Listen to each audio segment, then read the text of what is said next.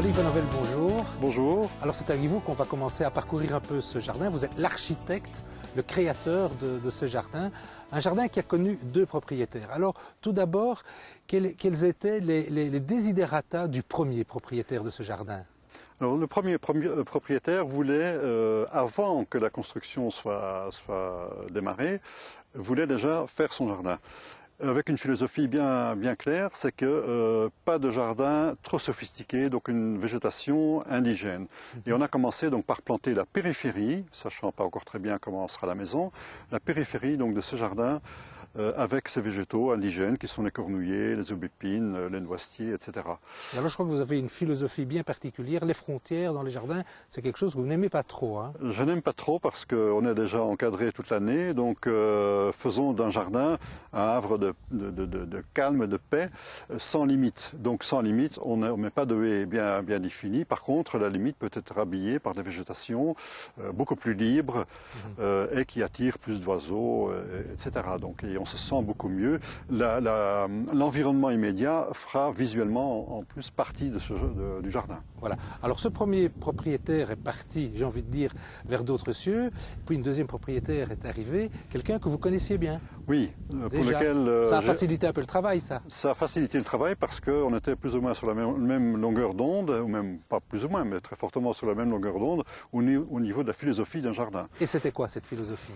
Encore une fois, donc gommer les limites, profiter des champs environnants ou de la nature environnante et faire un jardin qui soit intéressant toute l'année, donc avec des fleurs, des feuillages, du persistant, parce qu'un jardin, effectivement, on peut le faire intéressant 12 mois sur 12.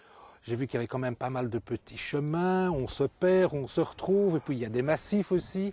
Oui, donc ça c'est dans le but de faire de la découverte. Donc oui. Un jardin, ça ne doit pas se limiter à quelque chose que l'on voit en 10 secondes, mais un jardin doit être aussi un lieu de découverte et un lieu d'émerveillement, parce qu'il y a tellement de choses à voir qu'effectivement il faut combiner tout ça, quoi. On combine et on combine les couleurs aussi.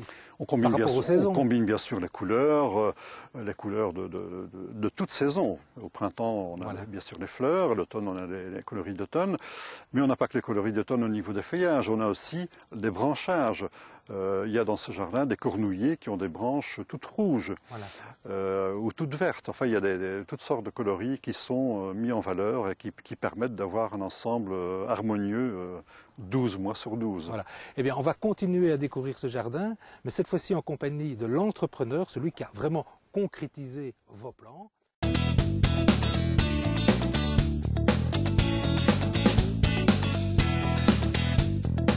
Gilles Decroix, bonjour. Bonjour Roland. Alors, vous êtes entrepreneur de jardin, c'est donc vous qui concrétisez les idées et les plans de l'architecte.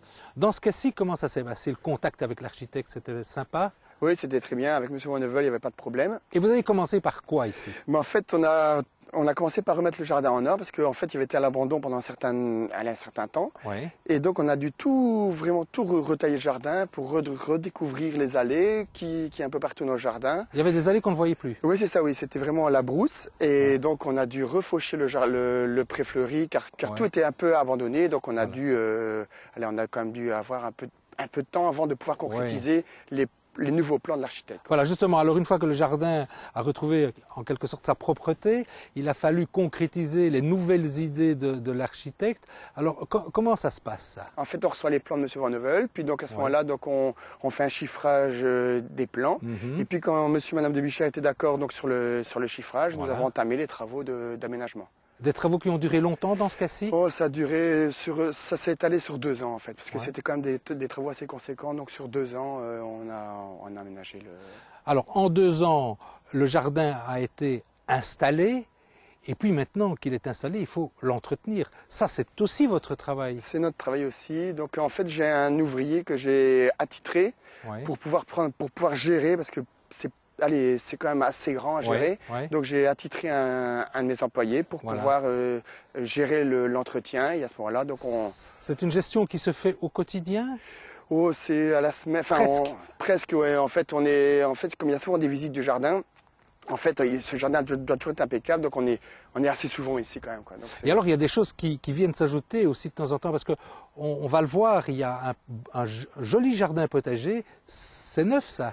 C'est neuf aussi, donc ça aussi c'est une rajout de M. Van Heuvel. Ouais. Et donc c'est Bruno, donc le jardinier attitré, Ouais. qui s'en occupe à merveille et que, allez. Et là c'était aussi un endroit qui avait été laissé un peu à l'abandon. Il faut fait, le voir non, maintenant transformé, non? En fait, c'était comme le terrain du jardin était dans l'état d'arbuste. Voilà, on a dû tout déplanter, puis on a recréé ce jardin nouveau. Donc c'était quand même un travail assez conséquent. Alors au niveau de l'entretien, il y a des tailles aussi, je suppose, et puis il y a les pelouses à tondre aussi. Les pelouses, c'est une fois par semaine, et les tailles, en fait, on a 3 grosses tailles par an. Ouais. Donc printemps, été et en hiver, on remet vraiment tout le jardin en ordre pour. Ça fait beaucoup de déchets tout ça. Qu'est-ce que vous en faites? En fait, il n'y a pas un déchet qui sort du jardin.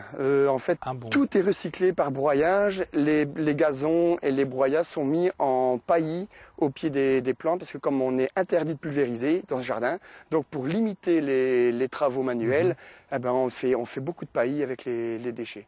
Eh ben, on vous souhaite bon courage pour tous les travaux qu'il y a encore à faire ici. Il en faut. On va maintenant continuer à découvrir ce jardin.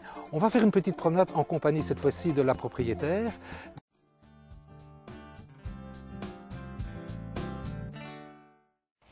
Bonjour Mireille. Bonjour Roland. Alors c'est avec vous qu'on va continuer cette petite balade dans le jardin. Vous êtes la propriétaire des lieux. Alors quand les gens déménagent, c'est souvent pour avoir une maison un peu plus confortable. Vous, c'est pour avoir un nouveau jardin. Expliquez-moi. Oui, c'est mon mari qui a joué un rôle prédominant dans ce choix puisque nous sommes des amoureux de la nature et il a toujours rêvé d'avoir un étang. Oui. Et ce n'était pas possible où nous habitions. Et donc ici, nous avons eu la chance de pouvoir découvrir cet étang qui a joué effectivement un rôle très très important en fait dans notre choix de déménager. Voilà. L'eau est un élément qui repose. C'est ce que vous cherchiez? Oui. Alors comme vous a déjà expliqué Monsieur Van Heuvel et Gilles, en fait notre but était d'avoir un jardin déjà naturel et ensuite aussi un jardin où l'homme peut vivre en symbiose avec la nature. Et donc tout a été fait dans ce sens. Voilà. Et donc étant donné que notre jardin, enfin si bien que notre jardin est devenu un lieu, comment vais-je dire, c'est un lieu de ressourcement, où on se ressource, et aussi un lieu de découverte. Alors c'est un lieu où vous vous ressourcez tous les jours? Le jardin, vous le parcourez tous les jours? Expliquez-moi ça. Oui. Eh bien, comme certaines personnes, pour se déstresser, vont trouver une voie, et puis eh bien, la voie pour mon mari et moi-même, c'est justement de nous balader dans notre jardin. Quelquefois, il ne faut pas très longtemps, une demi-heure, ça suffit. Et ça nous aide à décompresser et surtout à vivre cette découverte au jour le jour. Et alors ça a permis, je crois aussi, à votre mari de se découvrir une nouvelle passion avec les oiseaux aussi. Tout à fait, oui. Expliquez-moi. Voilà, cette passion, elle est venue un peu à la fois, puisque donc peut-être que Gilles Decros vous l'a dit, mais nous n'utilisons donc aucun produit chimique dans le jardin. Donc, et nous nous sommes rendus compte que, quelque part, entre guillemets, la nature nous dit merci, puisque petit à petit, en fait, plein de sortes d'oiseaux se sont invités ici dans notre jardin. Et c'est comme ça que, petit à petit, mon mari s'est découvert une passion, en fait, pour les oiseaux. Alors, très rapidement, vous me dites, vous n'utilisez aucun produit. Comment faites-vous alors pour éliminer les herbes indésirables? Oui, d'accord. Donc, c'est un peu une philosophie comme on pourrait avoir la même philosophie pour soi-même, pour se maintenir en bonne santé.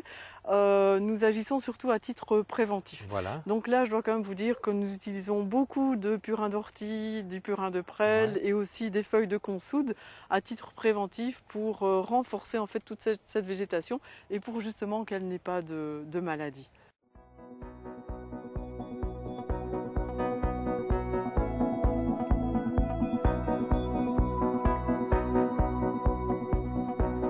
Mireille, nous allons terminer cette émission en dessous de ce superbe peuplier neige qui donne une ombre bien naturelle en été. Malheureusement, on n'en profite pas aujourd'hui.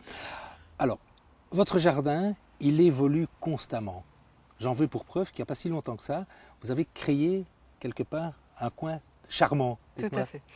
Donc bien sûr, nous avons fait part de nos souhaits à Monsieur Van Heuvel qui a dessiné en fait un superbe potager en forme de feuilles réparti en une partie pour le potager et l'autre partie pour les plantes médicinales. Et disons que nous apprécions particulièrement cet espace, déjà rien que pour le plaisir de cultiver ses propres légumes, d'aller leur donner à boire tous les soirs. Et puis pour la partie des plantes médicinales et des simples, c'est aussi un peu ma passion.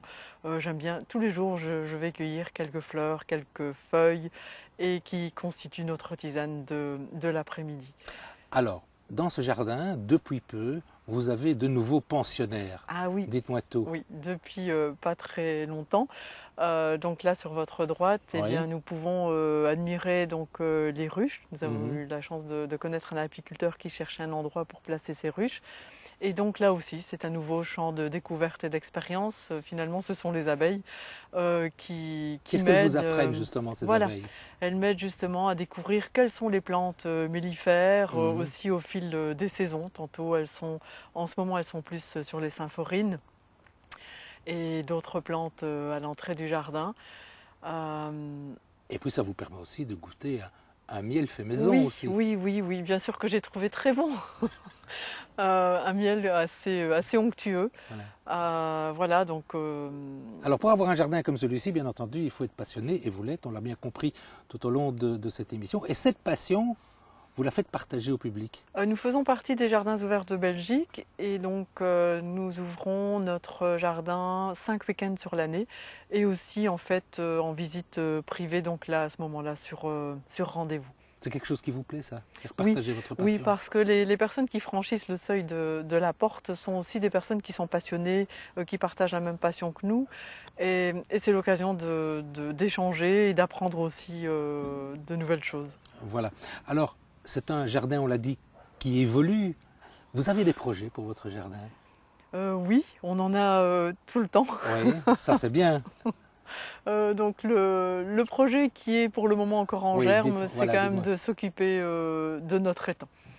Voilà, on s'est rendu compte que mon mari aime bien y nager, donc nous pensons l'adapter d'une façon naturelle pour pouvoir... Avoir une piscine naturelle quelque part. Oui. Voilà. Mais bon, le projet est encore en germe. Voilà, mais c'est ça qui est important. Hein. Donc on vous souhaite en tout cas beaucoup de plaisir, tout cas dans votre jardin, et on vous remercie de nous avoir accueillis dans ce petit paradis.